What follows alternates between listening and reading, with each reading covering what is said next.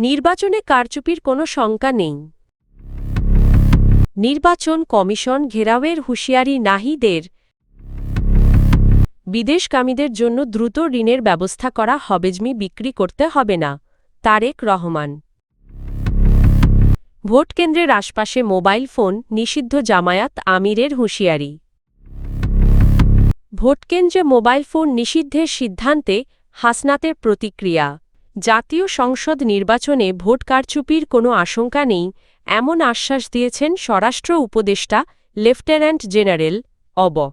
মো. জাহাঙ্গীর আলম চৌধুরী। তিনি বলেছেন, আসন্ন নির্বাচন হবে শান্তিপূর্ণ, সুষ্ঠু ও উৎসবমুখর পরিবেশে। রোববার দুপুরে রংপুর বিভাগীয় কমিশনার কার্যালয়ের সম্মেলন কক্ষে জাতীয় সংসদ নির্বাচন ও গণভোট উপলক্ষে আইন-শৃঙ্খলা বিষয়ক মতবিনিময় সভা শেষে সাংবাদিকদের সঙ্গে আলাপকালে তিনি এসব কথা বলেন। স্বরাষ্ট্র উপদেষ্টা জানান, কোথাও কোনো ধরনের অনিয়ম বা কারচুপির চেষ্টা হলে তাৎক্ষণিকভাবে ব্যবস্থা নেওয়া হবে। এ ক্ষেত্রে গণমাধ্যমসহ সংশ্লিষ্ট সবার সহযোগিতা কামনা করেন তিনি। বিদ্যমান আইনশৃঙ্খলা পরিস্থিতিতে সুষ্ঠু নির্বাচন সম্ভব কি না এমন প্রশ্নের জবাবে তিনি বলেন, পরিস্থিতি অনুযায়ী সব ধরনের প্রস্তুতি ইতোমধ্যে নেওয়া হয়েছে। এদিকে ঢাকায় একটি গণমাধ্যম কার্যালয় থেকে সাংবাদিকদের তুলে নেওয়ার অভিযোগ সম্পর্কে জানতে চাইলে তিনি বলেন, এ বিষয়ে তিনি অবগত নন। সভায় স্বরাষ্ট্র মন্ত্রণালয়, মাঠ প্রশাসন, গোয়েন্দা বিভাগ এবং আইন-শৃঙ্খলা রক্ষাকারী বাহিনীর ঊর্ধ্বতন কর্মকর্তারা উপস্থিত ছিলেন। ত্রয়োদশ জাতীয় সংসদ নির্বাচনকে কেন্দ্র করে ভোটকেন্দ্রের ৪০০ গজের মধ্যে মোবাইল ফোন বহন নিষিদ্ধের নির্দেশনা পরিবর্তনের দাবি জানিয়ে নির্বাচন কমিশন ঘেরাওয়ের হুঁশিয়ারি দিয়েছেন নাহিদ ইসলাম। সোমবার দুপুরে রাজধানীর মোহাম্মদপুরে ১১ দলীয় জোটের নির্বাচনী জনসভায় এই হুঁশিয়ারি দেন তিনি। নাহিদ ইসলাম ঢাকা-11 আসনের ১১ দলীয় জোটের প্রার্থী এবং জাতীয় নাগরিক পার্টির আহ্বায়ক। তিনি বলেন, বাংলাদেশ নির্বাচন কমিশন ভোটকেন্দ্রের ৪০০ গজের মধ্যে মোবাইল ফোন বহন নিষিদ্ধ করে যে নির্দেশনা দিয়েছে তার কোনো যৌক্তিক ব্যাখ্যা নেই। কোন পরিকল্পনার আলোকে এই সিদ্ধান্ত নেওয়া হয়েছে তা জনগণের সামনে স্পষ্ট হচ্ছে বলেও মন্তব্য করেন তিনি। নাহিদ ইসলাম আরও বলেন, সোমবার সন্ধ্যার মধ্যে এই নির্দেশনা পরিবর্তন না করা হলে মঙ্গলবার নির্বাচন কমিশন ঘেরাও করা হবে। বিদেশে যেতে আগ্রহীদের যেন জমিজমা বিক্রি করতে না হয় সেজন্য সরকারি উদ্যোগে দ্রুত ব্যাংক ঋণের ব্যবস্থা করা হবে এমন মন্তব্য করেছেন তারেক রহমান।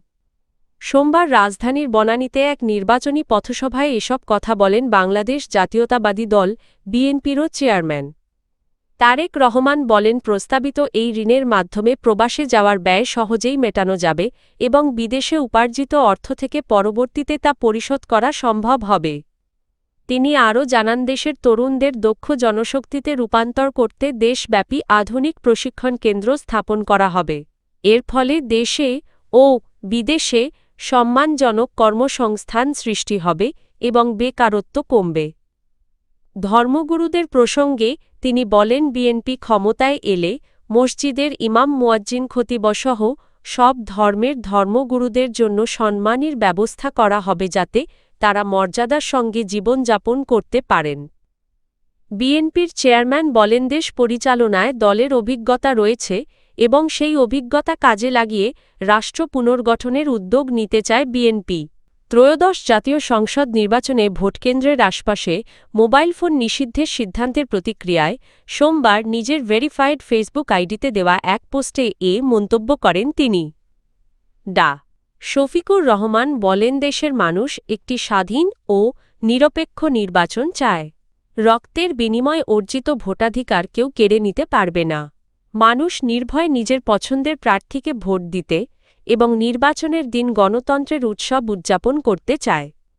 তিনি আরও বলেন, ভোটের দিন ভোটাররা গর্বভরে লাইনে দাঁড়াবে, ছবি তুলবে এবং নিজেদের স্বাধীনতাকে উপভোগ করবে। এই অধিকারে হস্তক্ষেপের কোনো সুযোগ নেই। কেউ যদি তা বাধাগ্রস্ত করার চেষ্টা করে তবে মনে রাখতে হবে, এই জাতি প্রস্তুত, বিশেষ করে তরুণ প্রজন্ম অধিকার রক্ষায় সদা প্রস্তুত।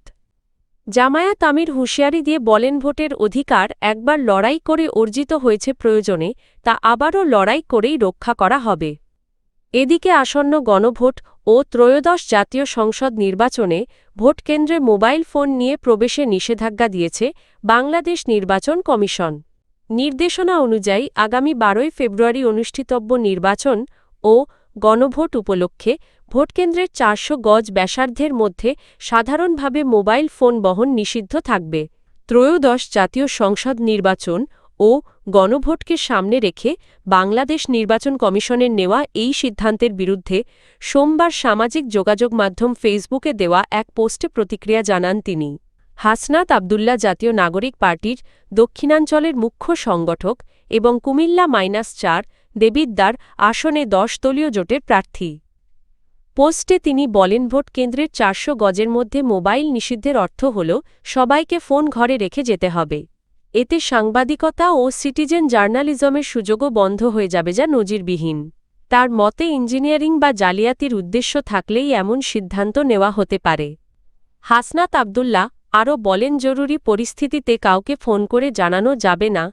এতে ভোটারদের মধ্যে নিরাপত্তাহীনতা তৈরি হবে এবং অনেকেই ভোট দিতে কেন্দ্রে যেতে নিরুৎসাহিত হতে পারেন।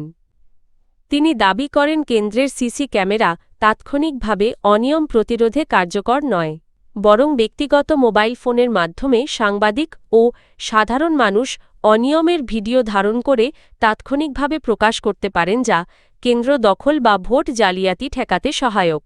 তার অভিযোগেই সুযোগ বন্ধ করতেই মোবাইল ফোন নিষিদ্ধ করা হয়েছে, যা কার্যত ভোট চুরির পথ সুগম করতে পারে।